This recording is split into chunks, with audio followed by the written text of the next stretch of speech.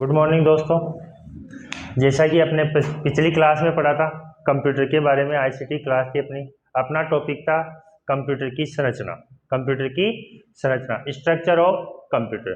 Computer की structure में अपन शामिल करते हैं इनपुट को, सीपीयू को, आउटपुट को, मेमोरी को और एएलयू को।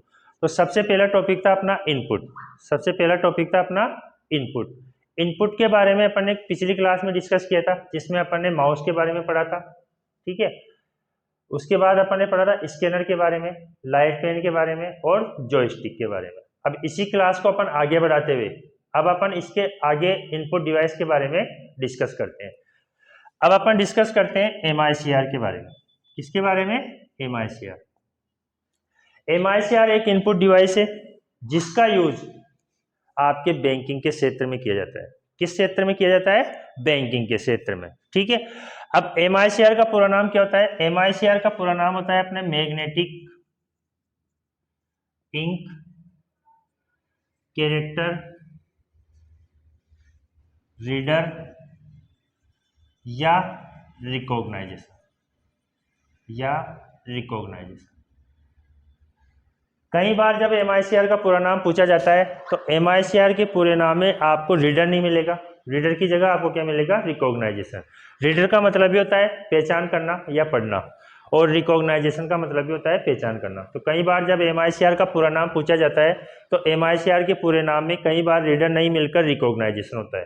तो आप उसका आंसर क्या कर सकते हो? Recognization, magnetic ink character reader या रिकॉग्नाइजेशन। ठीक है, एमआईसीआर का यूज बैंकिंग के क्षेत्र में होता है। क्या यूज होता है इसका? जैसे अपने पास चेक या डीडी या अपनी जो डायरी होती है, उस डायरी में जो प्रिंटिंग होती है उसको रीड करने के लिए, जैसे अपन कोई डीडी या चेक अपन बैंक में जमा करा के आते हैं तो उसको आइडेंटिफाई करने के लिए किसका यूज किया जाता है? आपके एमआईसीआर का। किसका यूज होता है? एमआईसीआर का। ठीक है, तो एमआईसीआर का यूज होता है आपके बैंकिंग के क्षेत्र में। कई बार क्वेश्चन पूछा जाता है कि निम्नलिखित में से कौन सी इनपुट डिवाइस है जिसका यूज आपके बैंकिंग के क्षेत्र में होता है, जिसका यूज बैंकिंग के क्षेत्र में होता है। तो उसके लिए यूज करते हैं अपन एमआईसीआर का। किसका यूज करते हैं? एमआईसीआर का। ठीक है, इसके बाद नेक्स्ट इनपुट डिवाइस है अपने बीसीआर। बीसीआर का पूरा नाम होता है अपने बार कोड रीडर या रिकॉग्नाइजेशन। बार कोड रीडर या रिकॉग्नाइजेशन, इसका क्या यूज होता है? कई बार आपने क्लास वगैरह इसमें क्लासमेट की कॉपी वगैरह लेके आते हो, तो क्लासमेट की कॉपी वगैरह पे आपको कई बार उसके ऊपर लाइन दिखी होगी, कई बार आपको लाइंस दिखती होगी। उन लाइंस को रीड करने के लिए, जैसे अपन आजकल तो हर जगह यूज होने लग गया है, जैसे शॉपिंग मॉल वगैरह में आप जाते हो तो आजकल प्राइस का टैग नहीं होता,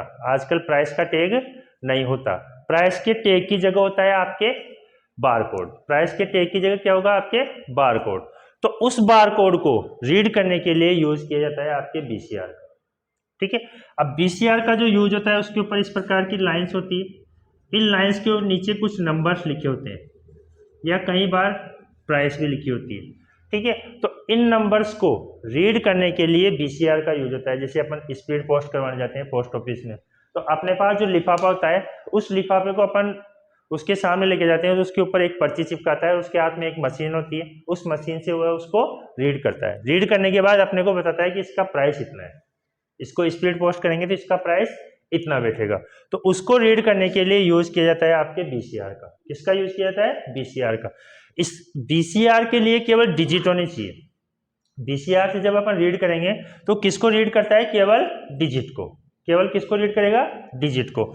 अगर इन डिजिट के साथ और अल्फाबेट्स भी लिखे होते हैं तो उसके लिए यूज किया जाता है आपके ओसीआर का। किसका यूज होता है? ओसीआर का। ओसीआर का पूरा नाम होता है अपने ऑप्टिकल कैरेक्टर रीडर या रिकॉग्नाइजेशन। ऑप्टिकल कैरेक्टर रीडर या रिकॉग्नाइजेशन। जिस प्रकार से लाइंस होती है इसी प्रकार से लाइंस बनी होती है, लेकिन इनके साथ किसका यूज होता है? अपने अल्फाबेट्स का। किसका यूज होता है? अल्फाबेट्स का। तो अगर आपके पास कैरेक्टर के साथ डिजिट के साथ अगर कैरेक्टर का भी यूज हो रहा है, डिजिट के साथ अगर कैरेक्टर का भी यूज हो रहा है तो उसके लिए यूज करेंगे अपन ओसीआर। दोनों सेम दिखती है। ठीक है, डिपेंड किसके ऊपर करता है कि बारकोड किस प्रकार का है। बारकोड किस प्रकार का है। तो अगर आपसे क्वेश्चन पूछा जाए कि केवल डिजिट के रूप में बने हुए बारकोड को रीड करने के लिए किसका यूज किया जाता है, तो बीसीआर का यूज होगा। किसका यूज होगा, बीसीआर का। और अगर आपको पूछा जाए कि डिजिट तथा कैरेक्टर को रीड करने के लिए निम्नलिखित में से किस इनपुट डिवाइस का यूज होता है, तो उसका आंसर होगा आपके ओसीआर। उसका आंसर क्या होगा, आपके ओसीआर। ठीक है, इसके बाद है अपने इनपुट डिवाइस ओएमआर। ओएमआर का नाम तो आप सब लोगों ने सुना होगा। ओएमआर का यूज होता है अपना आंसर शीट के लिए। कई बार अपन कंपटीशन वगैरह एग्जाम देते रहते हैं, तो उन कंपटीशन एग्जाम में आपसे पूछा, आपको जो शीट दी जाती है जिसमें आप आंसर फिल करते हो, उसको क्या कहते हैं, OMR sheet, optical marks reader. Optical marks reader या रिकॉग्नाइजेशन, ऑप्टिकल मार्क रीडर या रिकॉग्नाइजेशन। ठीक है, तो आपके उत्तर पुस्तिका के रूप में, आंसर शीट के रूप में किस इनपुट डिवाइस का यूज किया जाता है, तो उसका आंसर है आपके पास ओएमआर। उसका आंसर क्या होगा आपका, ओएमआर। ठीक है, तो ओएमआर का यूज होता है अपना उत्तर पुस्तिका के रूप में। यह हमेशा आपको मोस्टली कलर्ड मिलेगी। किस प्रकार की मिलेगी, हमेशा कलर्ड, हमेशा रंगीन होती है, ब्लैक या व्हाइट नहीं होती। अगर आपको कहीं पे ब्लैक एंड व्हाइट दी जाती है तो ये मान के चलो कि वो चीज़, वो फिर ओएमआर मशीन से चेक नहीं होगी। अगर आपको कहीं पे ओएमआर शीट दी गई है ब्लैक या वाइट, तो वो आपकी फिर ओएमआर मशीन से चेक नहीं होगी, वो मैनुअली चेक होगी। ठीक है, तो यह हमेशा मोस्टली कलर्ड होती है और आंसर शीट के रूप में यूज की जाती है। ठीक है, इसके बाद है अपना बायोमेट्रिक। बायोमेट्रिक आजकल मोस्टली यूज किया जाता है फिंगरप्रिंट को स्कैन करने के लिए। फिंगर को स्कैन करने के लिए बायोमेट्रिक का यूज किसके लिए होता है, फिंगर को स्कैन करने के लिए। ठीक है, फिंगर को स्कैन करने के लिए। ठीक है, इसके बाद नेक्स्ट है अपने जैसे पंच कार्ड। पंच कार्ड का यूज अभी नहीं किया जाता, पंच कार्ड का यूज पहले किया जाता था। पंच कार्ड का होता है अपने जैसे हाथ में उसको 5 अंगुलियों में पेन के और उससे स्केच वगैरह ये बनाने के लिए अभी वर्तमान में पंच कार्ड की जगह लाइट पेन का यूज किया जाता है। किसका यूज किया जाता है, लाइट पेन का। ठीक है, तो पंच कार्ड का यूज कम हो गया। और नेक्स्ट है अपने ट्रैक बॉल। ट्रैक बॉल जिस प्रकार माउस का यूज होता है उसी प्रकार ट्रैक बॉल का यूज किया जाता था। पहले जो माउस होते थे उस माउस में एक नीचे की तरफ एक गिन्नी लगी होती थी। उस गिन्नी को जब अपन मूवमेंट करते थे तो उस गिन्नी की सहायता से आपको स्क्रीन पे जो कर्सर का चिन्ह दिखाई देता है, उस कर्सर का चिन्ह मूवमेंट करता था। तो पहले तो यूज होती थी ट्रैक बॉल। उसी ट्रैक बॉल को अभी मॉडिफाई करके वर्तमान में या इससे पहले को बहुत सालों से पहले माउस का विकास हुआ। किसका विकास हुआ, माउस का। तो माउस किससे बना आपका, ट्रैक बॉल से। ठीक है, तो ट्रैक बॉल वर्तमान में यूज नहीं होती, ट्रैक बॉल की जगह क्या यूज होने लग गई, माउस। ठीक है, जिस प्रकार माउस का यूज होता है पॉइंट करने के लिए और कर्सर को मूवमेंट करने के लिए, इसी प्रकार अभी यूज किया जाता है आपके माउस का। किसका यूज होता है, माउस का। पॉइंटिंग करने के लिए यूज किया जाता था ट्रैक बॉल का। किसका यूज होता था, ट्रैक बॉल का। कई बार क्वेश्चन पूछा जाता है कि निम्नलिखित में से कौन सी इनपुट डिवाइस पॉइंटिंग डिवाइस है, कौन सी इनपुट डिवाइस पॉइंटिंग डिवाइस है। तो पॉइंटिंग डिवाइस अपन मोस्टली जानते हैं माउस को।